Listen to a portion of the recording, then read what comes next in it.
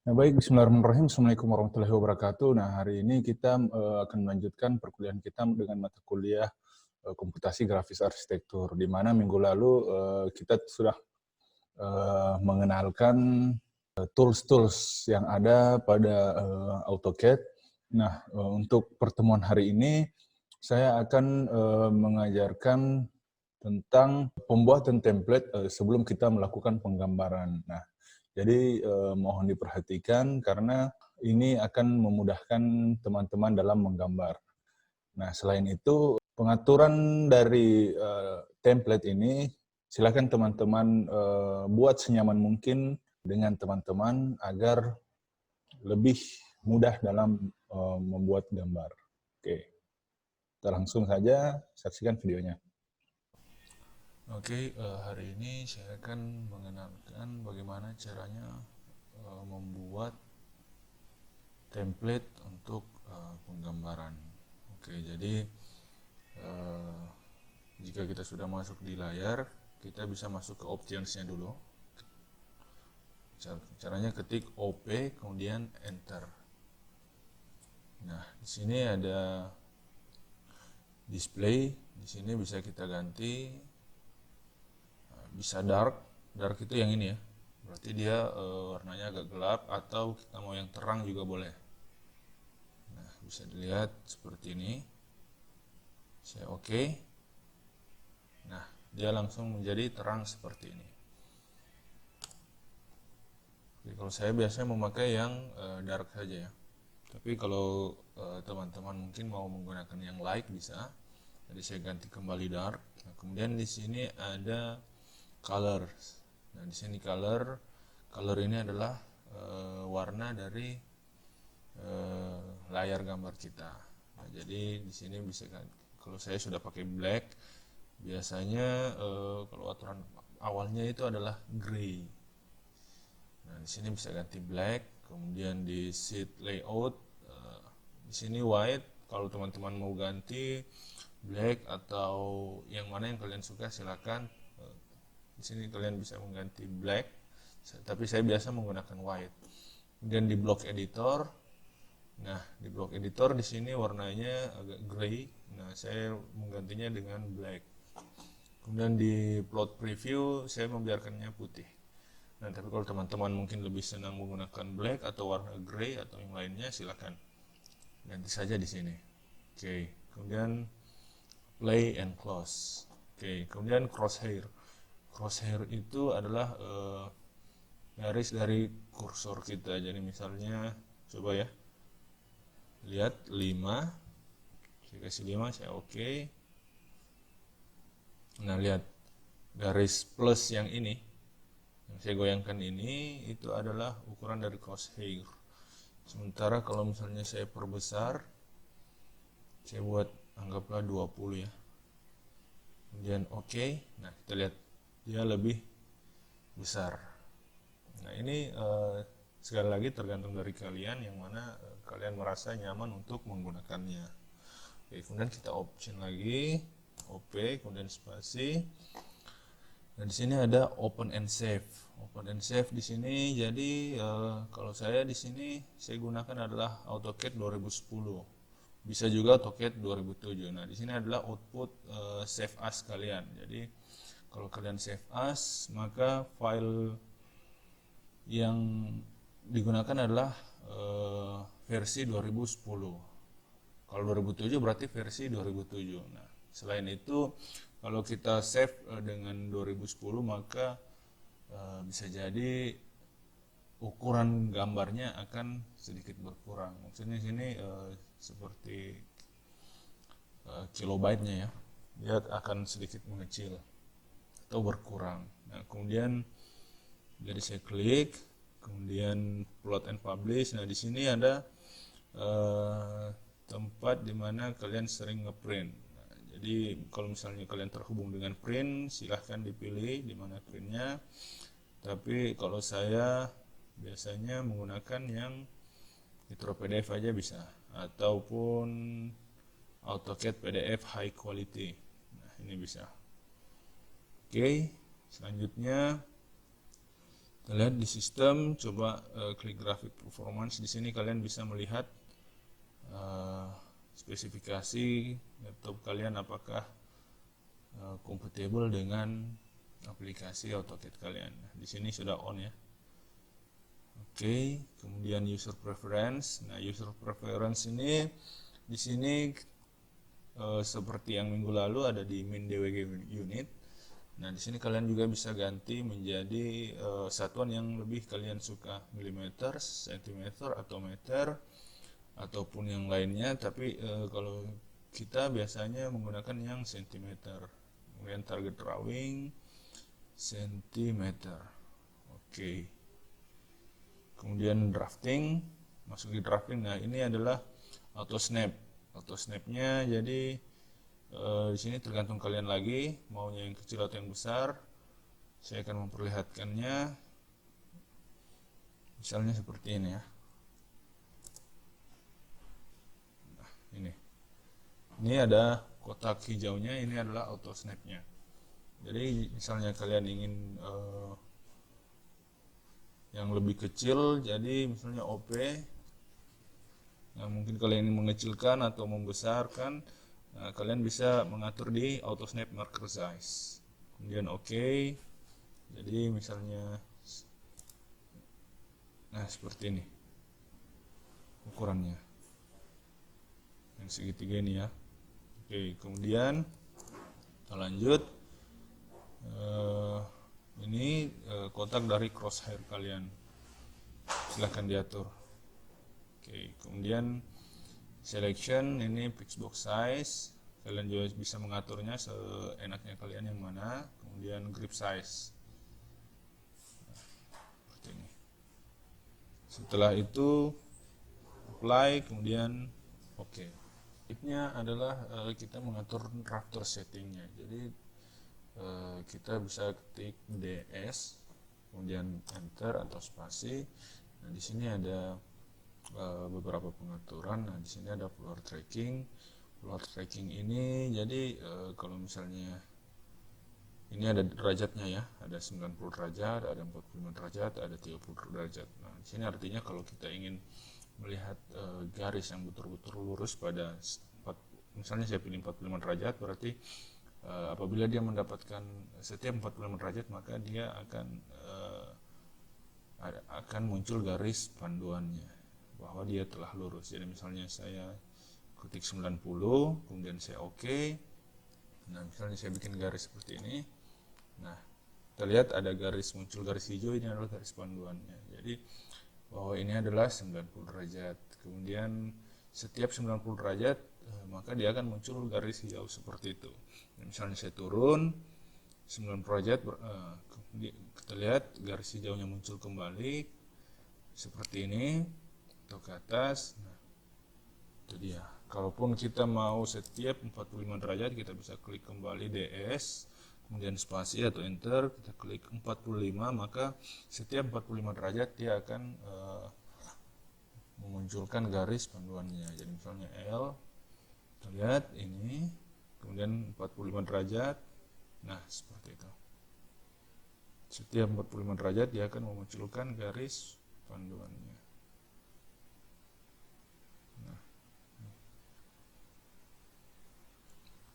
Nah, jadi kalau teman-teman mungkin mau setiap 30 derajat atau 22,5 derajat ataupun pilihan sini, silahkan kalian pilih yang mana nyamannya kalian. Nah, kemudian object snap. Nah, object snap sini, jadi di sini ada beberapa poin. Nah, tapi kalau kita biasanya lebih mending langsung ketik select all aja, supaya semuanya muncul pada saat menggambar. Jadi langsung select all saja. Kemudian kita tidak pakai 3D di CAD. Kemudian ini, kemudian OK. Nah, itu tadi untuk drafter settingnya, atau perintah keyboardnya adalah DS spasi atau enter. Selanjutnya, sebelum memulai penggambaran, kita ada baiknya juga kita mengatur dimensi penggambaran kita. Nah, jadi kalau saya biasanya membuat beberapa dimensi untuk setiap skala. Jadi saya akan mengajarkan, jadi kita mengetik contact boardnya D, masuk di D. Nah, di sini ada pilihan standar untuk dimensi. Nah, jadi ini adalah dimensi standar. Nah, untuk membuat baru kita bisa langsung klik new. Kemudian kita tulis namanya misalnya skala 100. Nah, berarti ini dimensi yang saya pakai untuk gambar dengan skala 100. Kemudian langsung continue. Nah, di sini masuk di pengaturannya. Jadi yang pertama ini ada di primary units, kemudian di sini cukup desimal, kemudian di sini saya menggunakan 0 saja, jadi hanya angka bulatnya. Kemudian di sini di teks ini karena saya skala 100, di sini saya coba membuat teks height-nya itu 100. Nah, di sini ada jenis tulisannya. Jadi misalnya kalian ingin memilih jenis tulisannya, silakan dipilih di text style-nya. Nah, di sini ada banyak jenis tulisan. Jadi misalnya saya menggunakan Bank Gotik atau BLMT, tapi biasanya Arial ya, Arial saja. Kemudian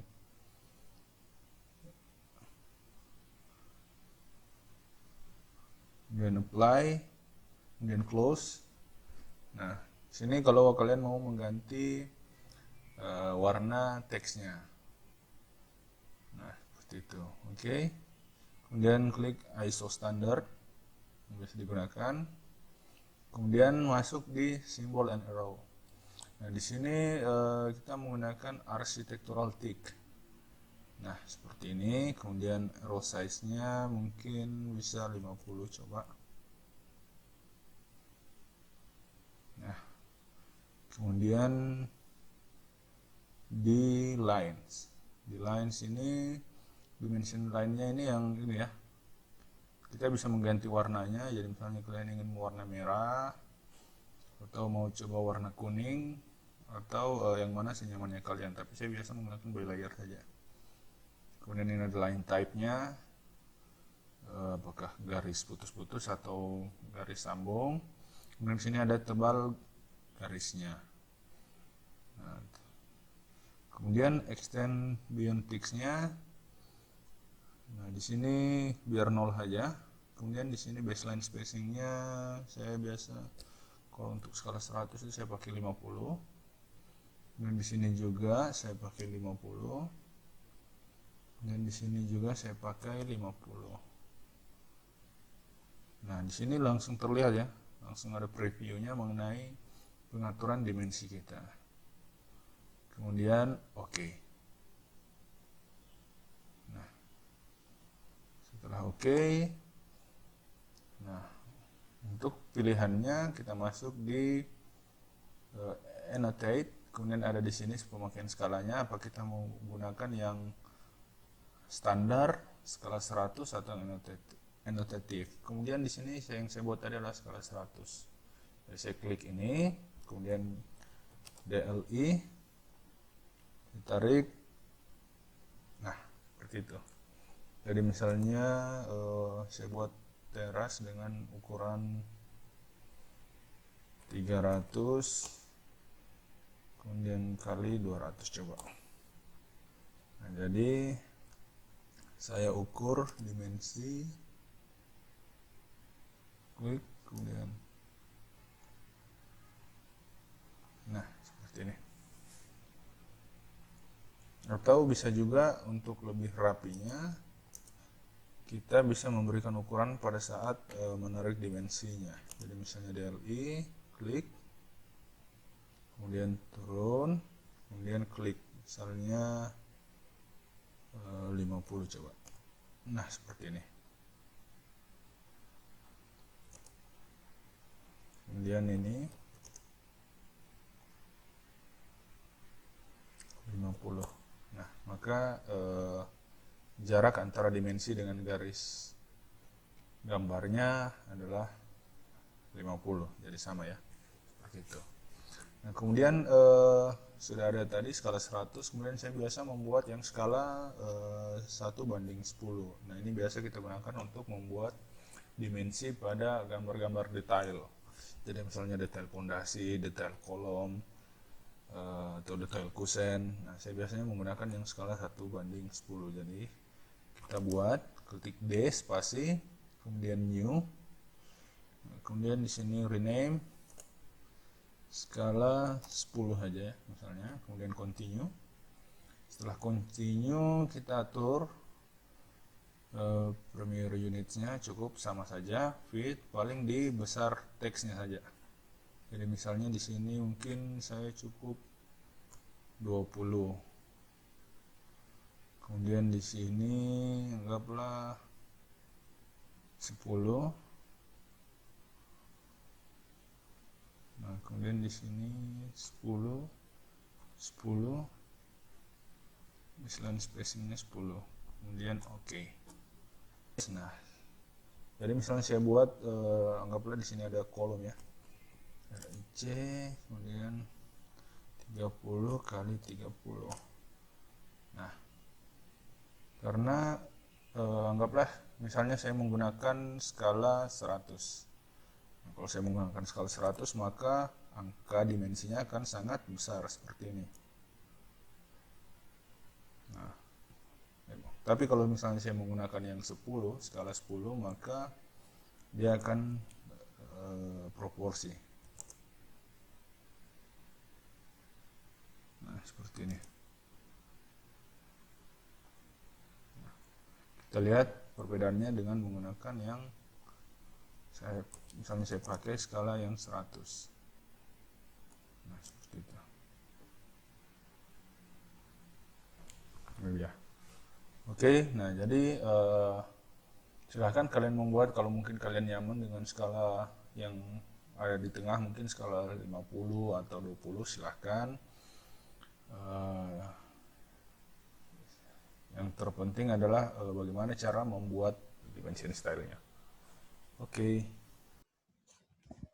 Nah, itu tadi video mengenai pembuatan template dari layar gambar kita. Sekali lagi saya ingatkan, silakan teman-teman mengatur sesuai dengan kenyamanan teman-teman dalam menggambar.